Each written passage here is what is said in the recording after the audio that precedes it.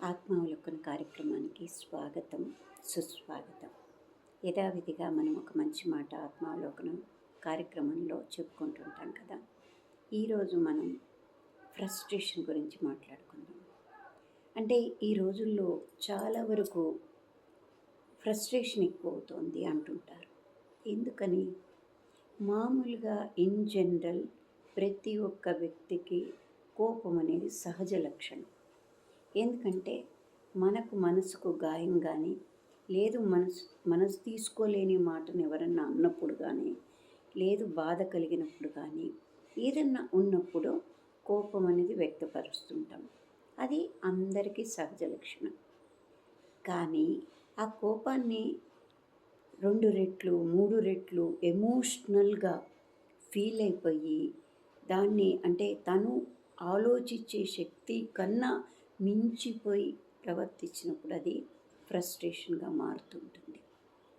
ఇప్పుడు కొలెస్ట్రాల్ అంటుంటాం కదా, ఆ కొలెస్ట్రాల్ అనేది బ్యాడ్ కొలెస్ట్రాల్ లేక మంచి కొలెస్ట్రాల్ అంటుంటారు. అలానే కోపం అనేది సహజ లక్షణం. కానీ అది మించిపోయినప్పుడు అది బ్యాడ్గా పరిణమించి ఫ్రస్ట్రేషన్గా మారుతుంటుంది. ఆ ఫ్రస్ట్రేషన్లో ఉన్నప్పుడు మన విచక్షణ జ్ఞానం అంటే రోజువారీ మనం ఉండే ప్రవర్తన తీరుకు ఆ ఫ్రస్ట్రేషన్ అధికంగా వచ్చినప్పుడు ఉండే మన తీరుకు చాలా వ్యత్యాసం ఉంటుంది. అంటే మనల్ని మనం మర్చిపోతాం. మనం ఏం చేస్తున్నాము అనే విచక్షణను కోల్పోతాం. దానివల్ల కొన్నిసార్లు బంధాలు తెగిపోవచ్చు, మానసిక గాయాలు కావచ్చు, లేదు వస్తువులు విరిగిపోనవచ్చు. ఏంటంటే ఆ కోపంలో ఏం చేస్తున్నామో మనం మర్చిపోతుంటాం. కానీ దానివల్ల ఏమి బాడీ దెబ్బతింటుంది, పరిస్థితులు వాతావరణం దెబ్బతింటాయి, మన క్యారెక్టరు అంటే తప్పుగా వెళ్ళిపోతుంది. ఎందుకంటే మనం యథాస్థితిలో ఉన్నప్పుడు ఒక రకంగా ఉంటున్నాం. ఆ ఫ్రస్ట్రేషన్ అంటే ఆ కోపాన్ని నీ కంట్రోల్ మించి అధికమైపోయి 2-3 రెట్లు పెరిగినప్పుడు ఉండే నీ ప్రవర్తన తీరు వేరుగా వెళ్ళిపోతుంది. అప్పుడు నీ గురించి ఆలోచించేదానికి వేరే వారికి ఛాన్స్ మనమే ఇస్తున్నట్టు. అందుకని ఫ్రస్ట్రేషను ఒక్కొక్కసారి ఎందుకు వస్తుంది అంతగా? మనలో ఇన్ఫీరియారిటీ కాంప్లెక్స్ ఉన్నప్పుడు మనల్ని మనం తగ్గించుకుంటాం. ఎందుకు? అవసరం లేదు. ప్రతి ఒక్కరికి ఒక్కొక్క విధమైనటువంటి ఆలోచనలు, ఒక్కొక్క విధమైనటువంటి అంటే పద్ధతులు ఉంటాయి. కానీ అవి చెడు కానప్పుడు మనం ఎందుకు బాధపడాలి? అందరూ ఒకే రకంగా ఉండరుగా. నీకొక్కళ్ళు ఉంటుంది, ఇంకొకరికి ఇంకో ఆలోచన ఉంటుంది, ఇంకో ఆలోచన. ఏదైనా మంచి ఆలోచన అయినప్పుడు కరెక్టే కదా. మనం ఎందుకు దానికి మనం తగ్గించుకోవాల్సిన అవసరం లేదు. అలాంటి సమయాల్లో వచ్చేస్తుంది. లేదు హార్మోనల్స్ చేంజెస్ వల్ల అది నీకు తెలీదు కానీ వస్తుంది. కానీ దాన్ని నువ్వు తగ్గించుకోవడానికి ప్రయత్నం చేయగలగాలి. ఎందుకంటే మన ఒళ్ళు దెబ్బతింటుంది. బెనిఫిట్ మనకుండదు, అదర్ వ్యక్తులకు ఉండదు. వాతావరణం స్పాయిల్ అవుతుంది. మన మీద ఉన్న నమ్మకం సన్నగిల్లేట్టు మనమే చేసుకుంటాం. అది అవసరం లేదు కదా. అందుకని మనం దాన్ని కొంచెం విచక్షణతో కాదు, కోపం వచ్చిందా మనం వ్యక్తపరుస్తాం, మనకు నచ్చని విషయాన్ని తెలియపరుద్దాం. ఏ వేలో కన్వే అవుతుందో ఆ వేలో కన్వే చేయడానికి ప్రయత్నం చేద్దాం. మనం చెప్పింది కరెక్ట్ అయినప్పుడు, మనం కరెక్ట్గా ఉన్నప్పుడు ఒకరు అనంగానే మనం తగ్గిపోము, ఏమీ ఉండదు. ఏ బాధ అయితే మనకు ఉందో అది మనల్ని తగ్గించుకునే బాధ కావచ్చు, హార్మోన్స్ చేంజెస్ కావచ్చు, లేదు ఇంకేదన్నా కావచ్చు, హెల్త్ ప్రాబ్లమ్స్ ఇష్యూస్ కావచ్చు, లేదు పని ఒత్తిడి కావచ్చు, లేదు మానసికంగా ఏదన్నా ఎవరన్నా అన్నప్పుడు ఆ గాయాన్ని తీసుకొచ్చి ఇంకో చోట అది వ్యక్తపరచలేక ఆ బాధను లోపల పెట్టుకొని కావచ్చు, లేదు నీ నేచర్ కావచ్చు. ఏది ఉన్నప్పటికీ కూడా మనల్ని మనం అదుపులో పెట్టుకొని మన జాగ్రత్తలు మనం తీసుకొని, కోపం రావడం ఎవరు కాదనరు. కోపం వస్తుంది, మనిషి అన్న కోపం రాకుండా ఉండదు. అది ఒక భాగమే మనలో. కానీ ఆ కోపంలో అయినా టోన్ పెరగవచ్చు, మనం చెప్పాల్సిన పదం గట్టిగా చెప్పొచ్చు, లేదు ఇంకేదైనా అపోజ్ చేయొచ్చు, ఏమైనా చేయొచ్చు. కానీ అది ఫ్రస్ట్రేషన్‌కు మారిపోయేట్టుగాని మనం చేస్తే దానివల్ల చాలా అనర్థాలకు దారవుతుంది. ఈవెన్ మనకు మనమే దాన్ని అనారోగ్యం కంటే మించిందది. లోపల రక్తం అంటే ఉడికిపోతుంటుంది ఆ టైంలో. అలాంటప్పుడు అంటే పోగొట్టుకునేది ఎవరు? మనమే. హెల్త్ ఇష్యూస్ తెచ్చుకునేది మనమే. ఇది లాంగ్ రన్‌లో ఏమవుతుంది? మన శరీరంలో, బాడీలో ఉన్నటువంటి రొటీన్‌లో ఉన్న ఇవన్నీ పోయి కొత్త ఒత్తిడికి గురవుతూ ఉంటాయి. దానివల్ల పొందేది ఏమీ ఉండదు. ఇప్పుడు పోనీ సమస్య ఏమైనా పరిష్కారం మనకన్నా అవుతుందా? వేరే వాళ్ళకు ఏది కాదు.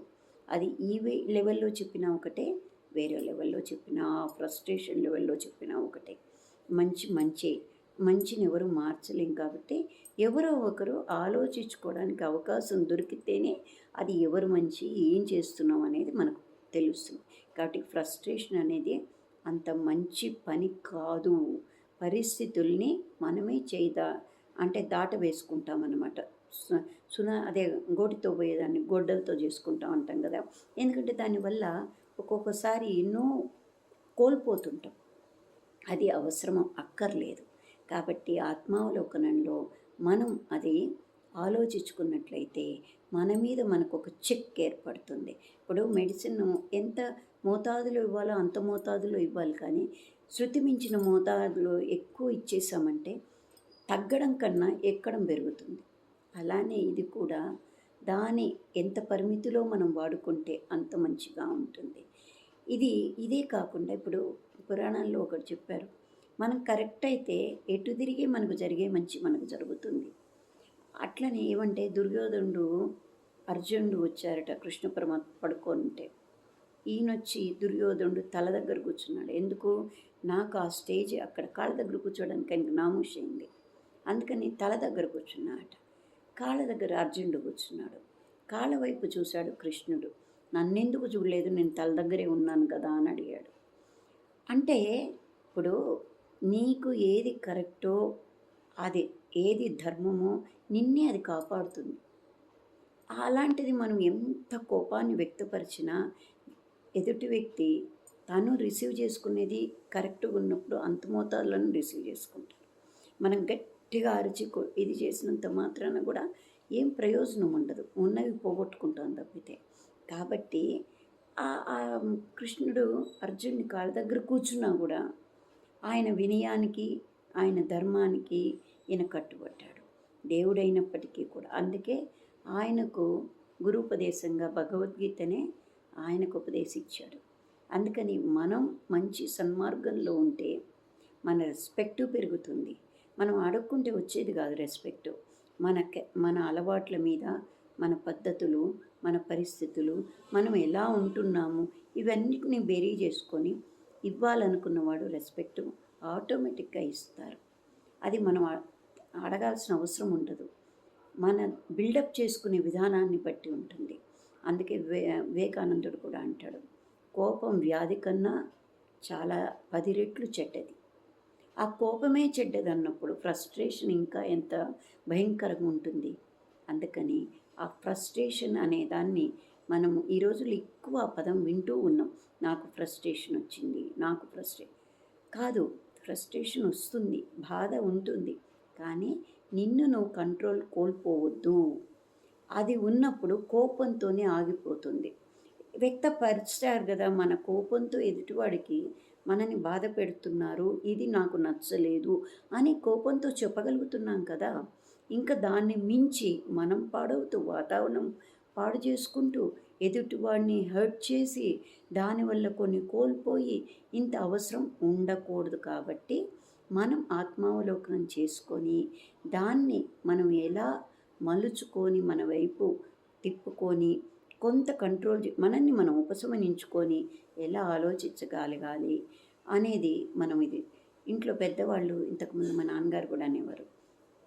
కోపం వచ్చినప్పుడు అమ్మా పోయి నెంబర్స్ కౌంట్ చేసుకుంటూ మంచినీళ్ళు తాగేసి గటగట ఒక 10 నెంబర్స్ కౌంట్ చేయి అంటే ఆ ఉధృతం ఉన్నది ఒక్కరో డౌన్ అవుతుంది. డౌన్ అవ్వగానే మన బ్రెయిన్ ఆలోచిస్తుంది, ఏం చేస్తున్నాం, ఓహో ఇది కాకుండా ఇలా మాట్లాడితే ఎలా ఉంటుంది, ఒక విచక్షణ అనేది మనకు రికలెక్ట్ చేసుకోగలుగుతామంట ఆ చిన్ని బ్రేక్ పీరియడ్లో. అందుకని ఎప్పుడు కూడా మనల్ని మనం ఆత్మావలోకనం చేసుకుందాం. మంచిగా వాతావరణం కానీ మనం కానీ ప్రశాంతంగా సాగేదానికి ప్రయత్నిద్దాం. Thank you. Like, subscribe.